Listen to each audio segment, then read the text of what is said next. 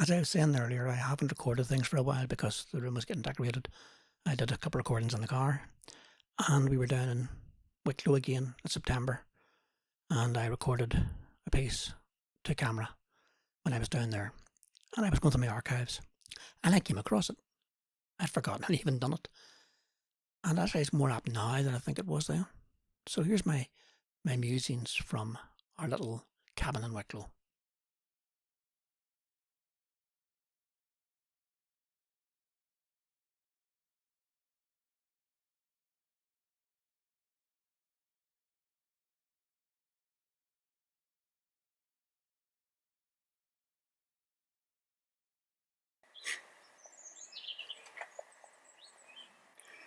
Rudyard Kipling was a great writer, and one of the most well-known poems he wrote was the poem of Serenity.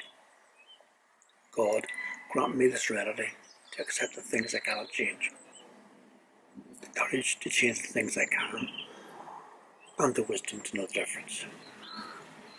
And change happens in life all the time. Sometimes we do it ourselves, sometimes it's brought upon us.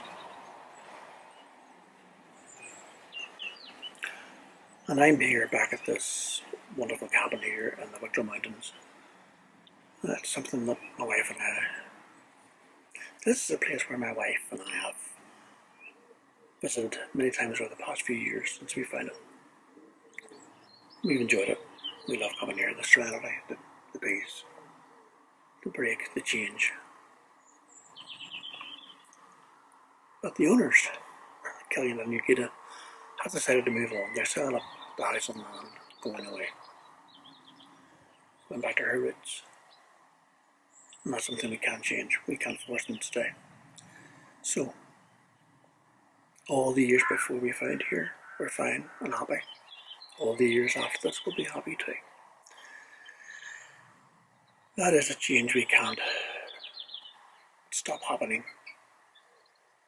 So, we look for the peace and the serenity to say that life changes, things move on, they're moving on. We'll miss them, we'll miss being here too. But that's life.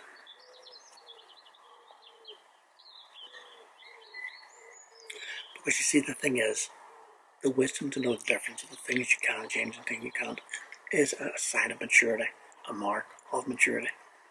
And in society and in the world as a whole, if things change we don't like it, it's a matter of time to say, suck it up. The world changes, move on. Get on with your life. There are things that might change and we want to change back, like political change and democracy. You can fight and campaign again for the next election. That can be changed. Have the courage to stand up for what you believe in and seek those things. But if society as a whole has changed in some way that is irrevocable, you have to have the maturity to say, that's okay.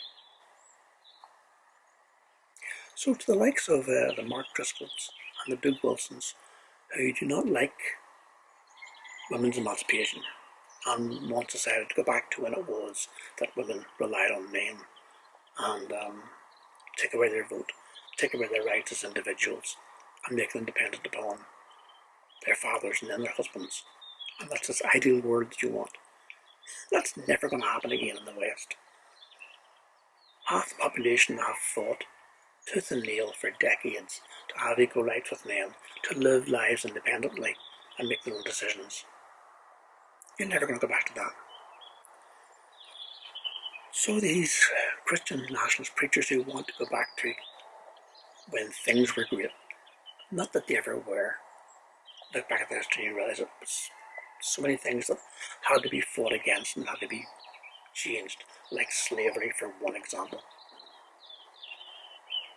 You're not men, you're boys, because you lack the maturity to understand that the world has changed and the strength you need is to adapt to the change and not keep whinging and crying and gurning that you want to go back. We've moved on. The journey has gone a different direction.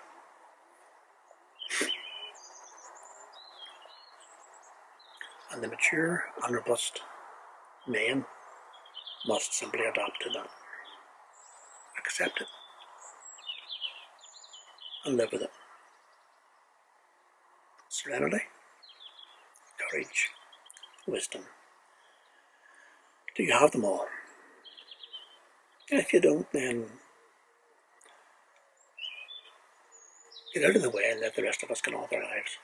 Move forward. We don't need your rhetoric. We don't need your ideas about the way things should be and the way things,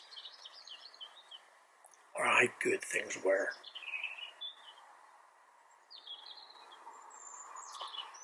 No. The world's changing. Get with it. Follow me for more.